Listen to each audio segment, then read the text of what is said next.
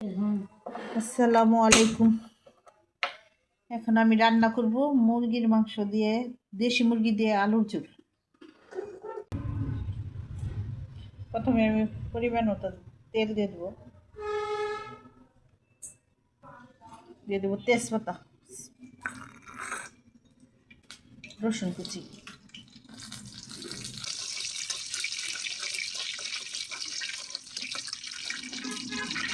পেঁয়াজ আর কাঁচামরিচ কুচি,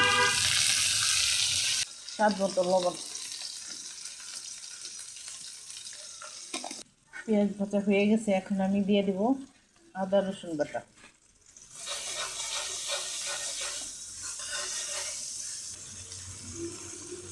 ধনিয়ার গুঁড়া দিয়ে দিলাম, হলুদের গুঁড়া, অল্প পরিমাণে পানি দিয়ে দেবো, মরিচের গুঁড়া। দেখেন আমার মশলা কষানো হয়ে গেছে, এখন আমি মুরগিগুলো ছেড়ে দেবো। দেশি মুরগি ধুয়ে কেটে পরিষ্কার করে রেখে দিয়েছি।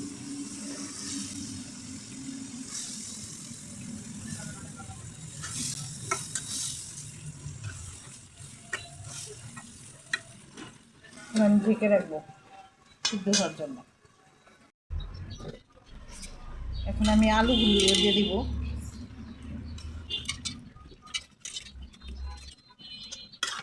আলু আর মাংস একসাথে ভালো করে কষিয়ে নেব।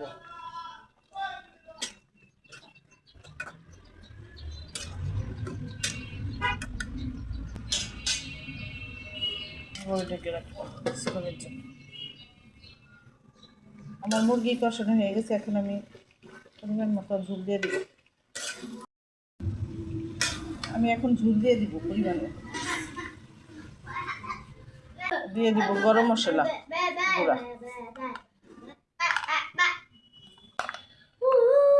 আবারও কিছুক্ষণের জন্য ঢেকে রাখবো। আমার মাংস রান্না হয়ে গেছে, এখন আমি জিরার গুঁড়া দিয়ে রেডি হয়ে গেল আমার মুরগির মাংস দিয়ে, দেশি মুরগি দিয়ে আলুর ঝোল।